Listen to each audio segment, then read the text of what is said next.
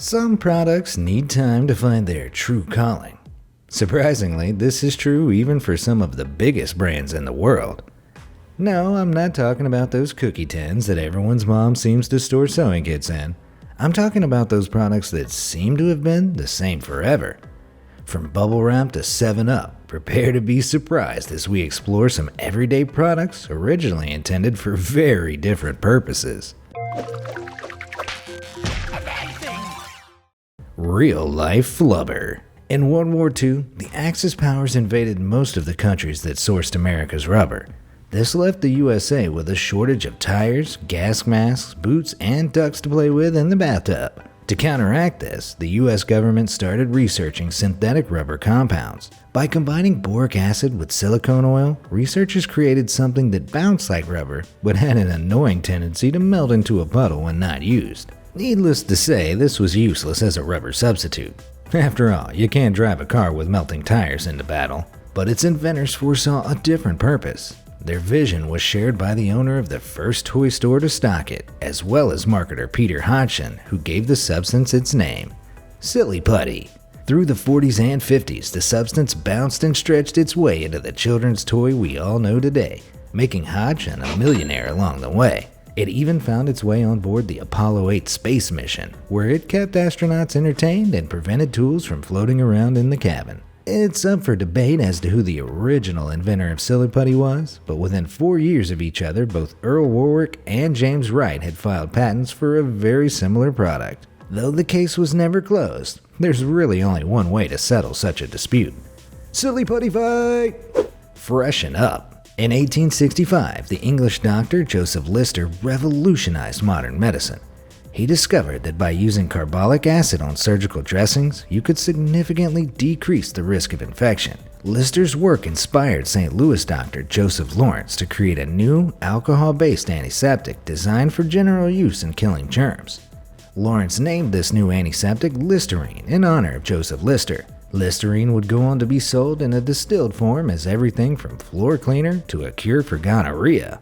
In the 1890s, the product became popular with dentists and finally became the first over-the-counter mouthwash to be sold in the US in 1914. It secured its identity in the 1920s when the company started marketing it as the cure to chronic halitosis, also known as bad breath. Their ads featured attractive young people who were unable to find love due to their stanky breath, a problem Listerine promised to solve. This ad campaign was a huge success, and Listerine revenues skyrocketed from $115,000 to more than $8 million in just 7 years. And yet somehow, the coffee breath epidemic continues. Duly noted. In 1968, Dr. Spencer Silver, a scientist at manufacturing company 3M, was attempting to develop a super strong adhesive. Along the way to this goal, he inadvertently created a weak adhesive that was reusable and pressure sensitive. He knew there had to be some incredible use for this unusual substance, but wasn't sure what.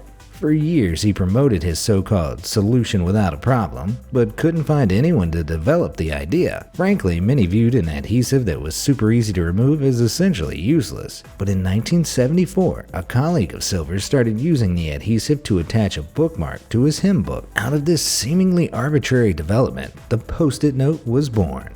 The distinctive yellow color was in fact somewhat an accident. When the Postit development team borrowed some scrap paper to test from the lab next door, yellow was the only color available. The iconic yellow stuck, however, and the product launched as the Press and Peel bookmark in 1977. The results were disappointing, so they changed their name to Post-its, opening up a more generic purpose for their product. This revamp caught on, spreading globally like the ever-expanding Post-it-covered walls of a maniac with a chronic fear of forgetting their groceries. The bubble that never burst.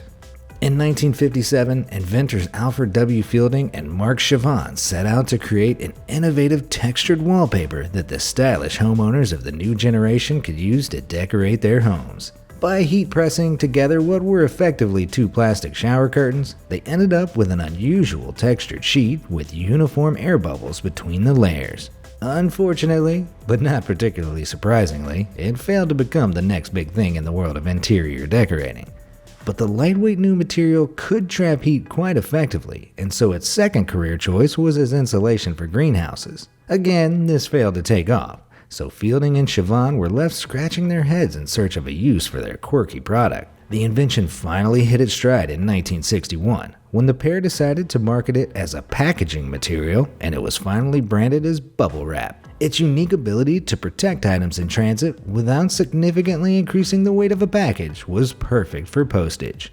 IBM soon expressed interest for use transporting their new 1401 computers, and bubble wrap soon became a household name. But wallpaper and packaging aside, we all know bubble wrap is at its best when popped. Or worn. Lubricating rod wax. In the 1850s, oil field workers faced constant annoyance by a petroleum byproduct they referred to as rod wax, since it would accumulate on machinery, causing malfunctions. Some workers, however, started to apply it to their cuts and burns, claiming it helped them heal faster. A chemist named Robert Chesebro, looking for a new venture in the petroleum industry, eventually caught wind of the unusual substance. He discovered that rod wax could be refined into a light-colored gel, much more appealing than the naturally yellowy black rod wax. Chesebro traveled around New York proclaiming his new product as a miracle healing cream, even burning his skin in demonstrations and applying the gel to his injuries.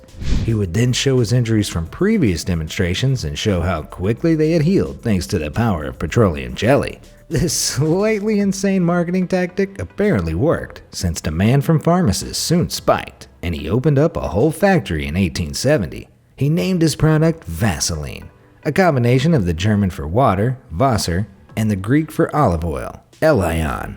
While the product's medicinal claims have since been discredited, with its only real abilities being moisturization, Chesebro was a firm believer. When suffering from pleurisy, he drenched himself head to toe in Vaseline and even ate a spoonful a day in his final years. With all that vocal lubrication, he must have been a real slick talker. Perhaps that explains his success. Stinging hygiene. Today, we may see Lysol disinfectant as little more than a useful product to help cleaning the house, but its array of original uses were surprising to say the least. Originally introduced in Germany in 1889 to help end a cholera epidemic, the product underwent a disturbing change in marketing in the late 1920s. Despite being toxic to birds and fish, and deadly when orally consumed by humans, Lysol began marketing itself as a feminine hygiene product. They claimed that vaginal douching with a diluted Lysol solution prevented infections and odor and was therefore great for preserving youth, confidence, and marital relations. While it wasn't marketed as such, Lysol could also be, and was, used as birth control, a chemical trait that should have been a red flag for anyone considering its feminine hygiene applications. Eventually, doctors began to state the obvious that Lysol should not be put anywhere near a woman's privates or anyone's body in general, and so Lysol transitioned into general cleaning supplies. Best we leave that one under the kitchen sink, not in the bathroom drawer. Pitch perfect. If you've listened to rap or pop music in the past 20 years, you'll more than likely be familiar with Autotune. The tool is used to varying degrees of extremity to shift the pitch of vocals, but did you know it was originally invented to help find oil? Former Exxon engineer Andy Hildebrand developed Autotune's precursor software to automatically correlate reflected sound waves underwater, helping to locate oil reserves on the sea floor. He soon began tweaking the software so it could be used to analyze and correct unruly notes in recordings of the human singing voice. He released the software in 1997, but it wasn't until 1998 when Cher released her smash hit Believe that the tool got mainstream attention. The producers of Cher's song realized that if they set Autotune to maximum, it could correct the pitch at the exact time it received the signal, creating a whole new robotic-sounding voice aesthetic. While Autotune was and still is used for its original purpose of subtle improvements, hip-hop and R&B artists like T-Pain continued in Cher's wake, and the exaggerated, stylized vocal approach became ingrained in the music industry. Personally, I'm heading out to the sea with a microphone and a laptop, and I'm going to use my perfect Autotune voice to find some oil. I'm gonna be rich. Throwing in the towel. With the hormonal turmoil women go through during their time of the month, it's hardly surprising that they've occasionally been known to go on the warpath while on their period. But that phrase is much more closely tied to sanitary towels than you might think. During World War I, a material made from regenerated plant fiber and wood pulp known as cellucotton was developed to help soldiers who'd been shot stop bleeding. Its absorbent, lightweight, hygienic properties made it perfect for the role, and it was produced in huge amounts. After the war, self-care company Kimberly-Clark found themselves with a massive surplus of Cellucotton, so the company cleverly repurposed it. They replaced the wartime demand by tapping into a ready-made, permanent market that spanned half the population: women. Because the materials used were both readily available and cheap, they could be discarded afterwards, and in convenient pad form, the product revolutionized feminine hygiene. Kotex, the largest brand in the mid-20th century, launched their first advertisements for sanitary towels in 1921. Due to the stigma around menstruation at the time, packaging was minimal and subtle, as were advertisements. Stores even had a special box that women could subtly put money into and then take the pads themselves so they could avoid asking the clerk. Despite the initial stigma, it's safe to say Cellucotton found its niche. After all, there are better ways now available to treat bullet wounds than plugging them with tampons. Strange soda stories. In 1886, slave owner and former Confederate soldier Dr. John Pemberton invented Coca-Cola.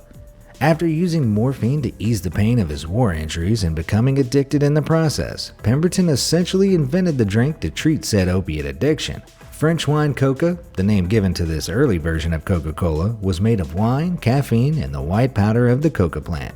Yep, I'm talking about the same magic dust that would later make Pablo Escobar famous. Pemberton's French wine coca was advertised as being able to cure basically anything, from constipation to chronic diseases, while also proclaiming to enhance sexual prowess. When Prohibition came along, Pemberton removed the wine and shifted the brand from a medicine to a soda, but the other powerful intoxicant remained in the ingredients until 1903. After that, Coca-Cola switched to non-psychoactive coca leaves, which remain in use to this day. While Pemberton may have constructed an empire, none of this cured his morphine addiction, and he remained addicted until his death. 7-Up has a similarly drug-filled origin story.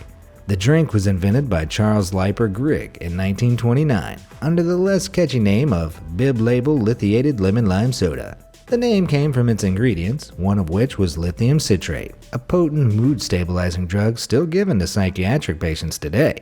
The name was soon changed to 7-Up Lithiated Lemon Soda, which is slightly better, and finally just 7-Up in 1936. The true origin of the name 7-Up is much disputed, but the most likely theory attributes it to the drink's 7 main ingredients: carbonated water, sugar, citrus oils, citric acid, sodium citrate, and lithium citrate. The up is thought to have referred to the emotional lift offered by the lithium. If this is the case, then perhaps a name change is in order, seeing as lithium was removed from the ingredients in 1948. This followed a government ban on using lithium in soft drinks. Apparently, rotting teeth are just fine, but the US government drew the line at mind-altering soda. So that's why you can't buy Dr. Silvio's psychedelic spritzer anymore. Were you surprised by the true origins of these seemingly mundane products?